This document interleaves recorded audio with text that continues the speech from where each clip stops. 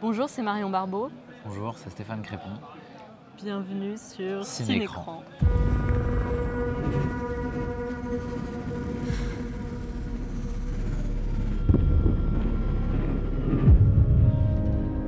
Réinvestir symboliquement un espace, abolir les frontières, c'est ça le travail de l'architecte. C'est une longue expérience de faire un premier long métrage, donc c'est vrai que c'est un aboutissement. Et à la fois, on est content enfin de le livrer. En vrai, il n'y a plus rien à faire. Il n'y a plus qu'à. C'est lui qui s'occupe du reste. C'est Drone qui s'occupe du reste, quoi. T'as jamais vu avant? Tu viens d'arriver en plus? Ouais. Vous vous connaissez tous là? La première fois que j'ai vu un drone face à moi léviter, et où en fait, je trouve je me suis dit, mais il représente. Ça y est, on est dans la dystopie, quoi. Et je me suis dit ça il y a 5-6 ans. C'est assez tôt, quoi. On est déjà dans la dystopie, quoi. Et donc en même temps, il y a un œil, il y a une caméra qui vous regarde. En même temps, il y a ces espèces d'hélices qui permettent à cette machine d'aller où elle veut en un rien de temps. Et en fait, en regardant cet objet, je me suis dit, mais ce qui est génial, c'est que ça fera un super thriller parce que c'est le meilleur des masques, en fait. On ne sait pas qui est derrière. C'est vraiment, mais d'ailleurs, c'est la question du récit, c'est qui est derrière, qui me regarde. Et en même temps, c'est un peu aussi le jeu, c'est que c'est une caméra de cinéma, quoi. En fait, c'est une caméra qui carrément rentre dans le cadre et qui devient un personnage, quoi. Et qui fait un peu l'histoire, quoi. S'il n'y avait pas ce drone, il n'y aurait pas d'histoire, quoi. C'est vraiment le personnage principal du film. Je viens de recevoir le virement d'un client, mais directement sur mon téléphone. Comment c'est possible de faire ça? C'est pas possible, les données sont sécurisées. Au départ, quand on écrit un film comme ça, le high concept, je me disais, mais peut-être que tout le film sera au drone, quoi. Ce sera uniquement un film aérien. Et c'est intéressant, comme avec l'écriture, petit à petit, on trouve comme ça un équilibre, quoi. Et de fait, il a fallu dessiner tout un réseau de personnages autour d'Emily qui font monter un peu l'état paranoïaque. Où on s'est dit, mais qui est derrière cette machine? Alors, c'est probablement un des personnages du récit. Donc, il y a Cédric Kahn, Stéphane Crépon, Bilal Chegrani, Eugénie Derouan. Tous ont un rapport comme ça un peu, j'allais dire, un peu dominant sur le personnage, où ils viennent un peu lui chercher des noises, etc. Donc on rentre comme ça dans une espèce de paranoïa. Et en même temps, moi, ce qui me plaît beaucoup, c'est qu'on prend le spectateur et on le met dans le point de vue du méchant, du drone, enfin du méchant. Au début, on ne sait pas trop, quoi. Il y a une ambiguïté, on a un peu l'impression que c'est un espèce d'ange gardien qui vient l'aider, lui donner de l'argent, lui donner des idées dans sa quête architecturale. Mais petit à petit, en fait, ça devient une chase, quoi. C'est vraiment duel de Spielberg. Enfin, on poursuit le personnage. Et c'est vrai que ce qui me plaît, c'est d'aller se dire, en fait, qui est derrière ce drone? Mais moi, spectateur, je suis dedans. Moi, en tant qu'auteur, Simon Buisson, je suis aussi le drone, quoi. Et qu'en fait, tout ce que va venir métaphoriser cette machine, c'est ça qui questionne le film et qui a une réflexion, bien sûr, sur la technologie, bien sûr, sur j'allais dire, le regard des hommes, le male gaze, quoi. Et aussi sur le cinéma, quoi. C'est aussi l'actrice qui dit à la fin laissez-moi tranquille, quoi. Bon, on verra bien à la présentation si vous avez toujours votre place ici. Je préfère te prévenir, il va te bouffer. Et si on veut pas se faire bouffer? C'est un univers que je connaissais pas du tout. Et en même temps, je me suis dit qu'avec mon passif de danseuse, il y avait quelque chose à faire, puisque c'est un rôle qui est assez physique. Et qu'on devine déjà dans le scénario. Et oui, après, c'est vraiment le scénario qui est très, très attirant par ce sujet qui, je trouve, qui nous dépasse tous de notre image qu'on offre aux réseaux sociaux et qui va, on ne sait où après, où il y a un moment où on ne contrôle plus, quoi. Moi, ce que j'adore dans ce personnage, c'est qu'elle a un peu l'air de rien, comme ça. Elle est très discrète, presque invisible, pas sûre d'elle. Et qu'en fait, il y a une espèce de force presque animale qui bouillonne à l'intérieur d'elle et qui demande qu'à sortir, quoi. Il y a aussi un côté très obscur en elle, et où on sent qu'il y a aussi quelque chose qui a été blessé, qui a été bafoué. Et on ne comprend pas bien ce que c'est, et même elle ne sait pas, quoi. Ouais. Fais attention, s'il te plaît, tu vois, elle a l'air quand même assez fragile. Ce qui m'a attiré justement, c'est ce côté sombre dans le personnage, cette espèce de challenge de devoir forcément le prendre au corps et dans un sens le défendre. Mais du coup, moi, le vrai challenge, parce que sans trop dévoiler du film, mais voilà, il va arriver à un point de non-retour, il va passer une limite, notamment de violence.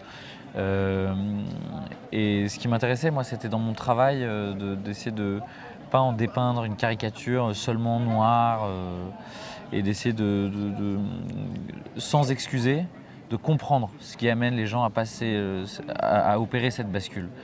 Et donc voilà, trouver l'humanité quand même qui est en lui et qu'est-ce qui se passe en fait dans sa vie, qu'est-ce qui a pu se passer dans son enfance, qu'est-ce qui se meut en lui pour l'amener à cette évolution-là. Pourquoi tu m'en fous tout le temps? Le casting a été assez long, j'ai mis du temps. En fait, Constance de Montois me l'a présenté un peu sur le tard, quoi. Et au début, j'avais des comédiennes qui étaient assez passionnantes aussi, mais je crois qu'il y avait un rapport très concret avec le drone et qui donnait quelque chose de très réaliste. Donc moi, je butais, je me disais, tiens, je crois pas à cette relation, quoi. Et c'est vrai, quand j'ai rencontré Marion, elle a tellement quelque chose d'un peu hors sol, elle est un peu lunaire, elle est toujours dans une autre réalité. Je me suis dit, ça marche du tonnerre. Parce que je me suis dit, en fait, quand elle joue ce drone, on peut même se dire, mais en fait, peut-être qu'il n'existe pas, quoi. Peut-être qu'il est dans sa tête. Et ça, je trouve que c'était... Alors ça, en vrai, c'est vraiment un skill de grande comédienne, quoi. Donc ça, moi, j'ai tout de suite noté ça. Et en même temps, mais ça, je m'en suis rendu compte après sur le tournage, et quelle chance, c'est qu'elle a des capacités de danseuse contemporaine, enfin d'athlète, mais folle, quoi. Elle a vraiment une capacité où toutes les cascades, c'est elle qui les fait elle-même, et elle est infatigable. Et elle a aussi un rapport au corps où elle aime, je pense que ça vient de la danse, où elle aime se fatiguer pour arriver à un point d'équilibre où elle dit ça y est, je maîtrise la scène, quoi. Et bon, moi qui aime faire beaucoup de prises, c'était idéal, quoi.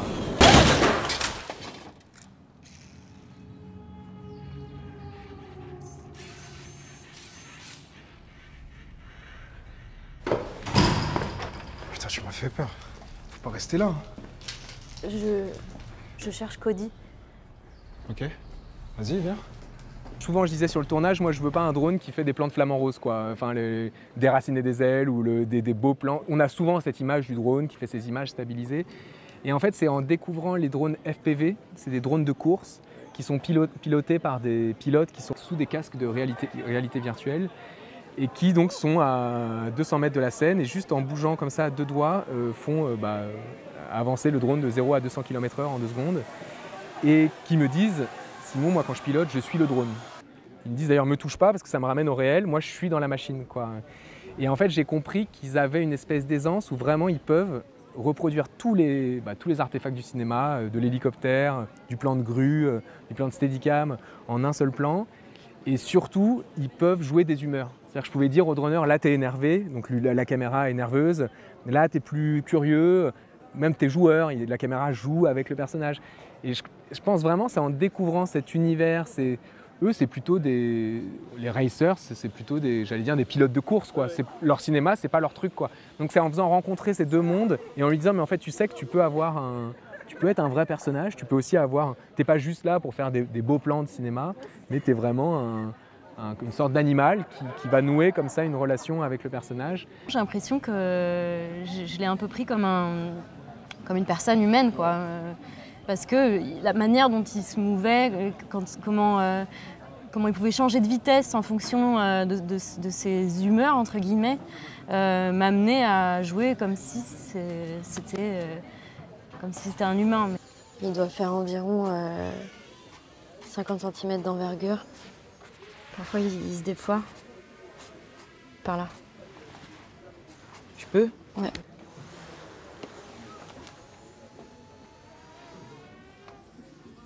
J'ai jamais vu une machine comme ça, moi. Ah bon?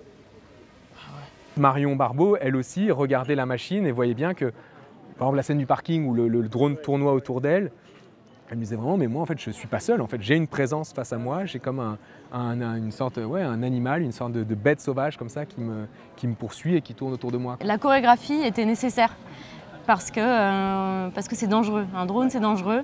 Justement, comme je disais, ça peut aller très vite.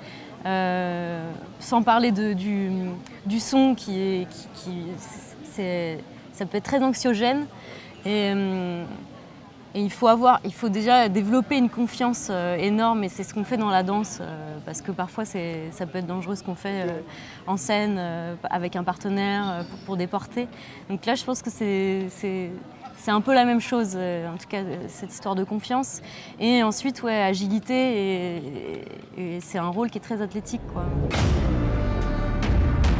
Si ça vole, c'est qu'il y a quelqu'un qui pilote. Il y avait un peu un triangle, en fait, où le droneur parlait aussi beaucoup à Marion. Et là, en l'occurrence, j'allais même dire, il parlait à la comédienne, mais aussi un peu à la danseuse, quoi. Il fallait quelqu'un de la capacité technique de Marion, qui a des années de danse classique, des années de danse contemporaine, pour, enfin vraiment, et d'ailleurs elle faisait une confiance dingue au racer, quoi, où vraiment la machine passe à ça de son visage. Donc vraiment c'est une chorégraphie entre les deux où eux deux parlaient beaucoup sur les mouvements qu'ils allaient faire, etc. Et forcément moi entre les deux qui mettais en scène les humeurs de cette machine, cette accélération. Et c'est vrai que le film c'est que ça, c'est qu'une rupture de point de vue sans cesse entre la machine. Je crois qu'on sent très bien qu'on est dans la machine parce qu'en fait on enlève le son, elle n'entend rien. D'ailleurs le drone ne fait pas de bruit, enfin, il y a quelque chose comme ça de très particulier. On est vraiment comme dans le ventre d'une machine, on entend juste un son sourd, quoi. Et la caméra de cinéma qui est vraiment une caméra épaule qui est accrochée au personnage principal, quoi. Et pour moi c'était vraiment important qu'on sente sans cesse, je pourrais envie de dire comme dans Les Dents de la Mer, quoi, où en fait le point de vue arrive sur le bateau, on sait qu'on est dans le point de vue de l'antagoniste, quoi. Et on sent très bien qu'on est à côté d'elle, une caméra qui est beaucoup plus naturaliste, accrochée à elle et qui la suit dans ses émotions, quoi. C'était assez dingue ce parking parce que déjà on a eu des surprises sur place de lumière qui finalement ont été utilisées dans le film, qu'à un moment la lumière s'est éteinte alors que on continuait à jouer la scène. Et donc qui a ramené comme ça à quelque chose d'encore plus anxiogène. Et surtout, ouais, je m'attendais. En fait, là, vraiment, je l'ai vécu comme l'a vécu Émilie. Je pense j'ai été surprise de ce côté si oppressant que le drone apportait par. Je vais pas décrire trop la scène, mais je me souviens que ça m'avait mis dans un état de nervosité, de stress, qui m'a été très utile pour la scène. Ouais. C'est un proto. C'est forcément un proto, ça. Vous êtes sûr? Bah, moi, je sais qu'en tout cas, il y a une équipe de gars en Corée qui s'occupe de leur propre drone, tu vois, qui les fabrique avec un carénage du genre. Après, il faut être pointu de ouf, hein. Bah ouais. Pour ça, là, en tout cas, tu peux éliminer l'idée de la dent à chaleur qui s'emmerde, là. Le montage son, on a fait un énorme travail avec Benoît Hilbrand, où il a vraiment développé un nouveau système qui permet de donner toute la nervosité de la machine avec des sons de rouage, quoi. Et ça, pour lui, c'est des plugins qu'il a créés. Et comme ça, c'est lui qui suivait comme ça. Et en même temps, il y avait Paul Sabin, où c'est la première fois, alors qu'on fait de l'électro, beaucoup de piano en général. Là, on a ajouté l'ingrédient des instruments à cordes. On a enregistré un orchestre à cordes qui vient faire bourdonner comme ça. Et on ne sait plus trop si on est dans les bourdonnements de la machine ou dans un orchestre symphonique, quoi. Et en même temps, le mixage avec Jean-Pierre Laforce, qui est une figure dingue du mixage français, et qui m'a vraiment rappelé à mes prérequis. Au début, il m'a dit « Simon, on a dit que le drone ne prenait pas de son, on va faire du vrai silence, quoi. » Et c'est vrai que c'était vraiment lui, alors que, je sais pas comment dire, pour quelqu'un de son, c'était génial, il m'a amené au silence, quoi. Et je trouve qu'il y a ces partis pris comme ça qui ont été très assez forts et qu'on n'a jamais lâché, quoi. Il y a un truc aussi, c'est que il fait pratiquement pas de bruit, pas comme vos drones là. Le mien, il est super silencieux. Attends, mais il est silencieux comment? Bah, à part si c'est la DGSE qui t'espionne, moi je vois pas. J'étais très heureuse de découvrir ce silence justement parce que je l'avais tellement fantasmé, parce que j'en parlais donc en mentant évidemment, en disant qu'il était très silencieux, alors que c'est absolument tout le contraire. Enfin, c'est assourdissant, quoi. Et ouais, c'était très étonnant parce que je trouve qu'en plus ce silence ça ramène encore plus de tension, de stress, quoi. Marion a tout dit, c'est terrifiant. Ah ouais. Ça fait un boucan de malade, c'est énorme, ça pèse 1 tonne. Et puis on n'entend plus rien autour de soi quand on tourne, c'est-à-dire qu'il n'y a plus d'équipe. Quelqu'un vous hurle à 5 mètres, vous ne l'entendez pas. Ça fait un vent, vous avez l'impression d'être pris d'un coup dans une tempête. Et puis en fait, il y a quand même ces hélices qui tournent et on se dit, comme dans toute machine et dans tout véhicule, il y a une part d'accident qui est possible. C'est-à-dire qu'on ne peut pas tout contrôler. Il peut y avoir un dérapage qui n'est même pas lié à la personne qui pilote. Et là, si ça vrille quand il n'est pas loin de votre tête, si vous avez une hélice qui part, un moteur qui pète à même pas 1 mètre de votre visage, ouais, pas agréable, je pense. Ouais, mais après, c'était marrant. Hein. Ouais. Moi, j'ai adoré quand même. C'était un bon jeu. Je suis votre allié, pas votre ennemi. Franchement, si t'entends pas un drone, c'est qu'il est dans ta tête. Faut que ça s'arrête. Explique-moi. Je veux pas, en fait, c'est ça. C'est fou la vie d'un film, quoi. Une jeune femme poursuivie par un drone, c'était le high concept, c'était ça. Et en fait, c'était passionnant avec Hauecourt, comment on s'est dit, mais comment on met du sous-texte en fait, comment le film devient, suit toutes les problématiques technologiques de notre société, les problématiques des réseaux sociaux, des écrans. Et qu'en fait, il y a un espèce de sous-texte qui, pour ne jamais que le film soit trop efficace, soit trop intellectuel, j'allais dire, et qui soit une espèce d'équilibre, quoi. Et je trouve qu'à l'écriture, c'est ce qui a été le plus dur à faire. Ça va te paraître bizarre, mais j'ai toujours l'impression qu'on me regarde. C'est moi qui te regarde.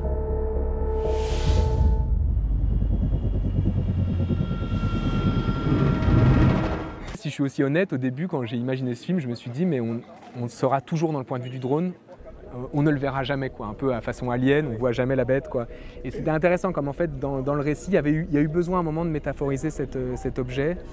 Et ça me plaît beaucoup, ça, avec le chef décorateur Thomas Bacchini, on a vraiment dessiné finalement un objet un peu dystopique, quoi, avec cette carapace qui se déploie. Et on a travaillé un truc un peu machinomorphique en se disant comment faire pour que quand on regarde le drone, il ait un petit peu des humeurs, quoi. Et quand il est en mode furtif, à la fenêtre, on ne le voit pas, il a presque l'air inoffensif, quoi. Et petit à petit, il se déploie et à la fin, il a un côté un peu aigle, un peu animal, un peu dangereux, quoi.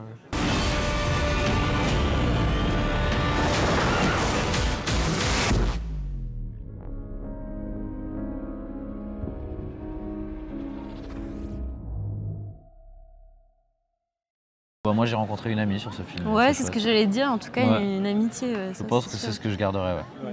Ouais. Pas mal, c'est joli. Ouais.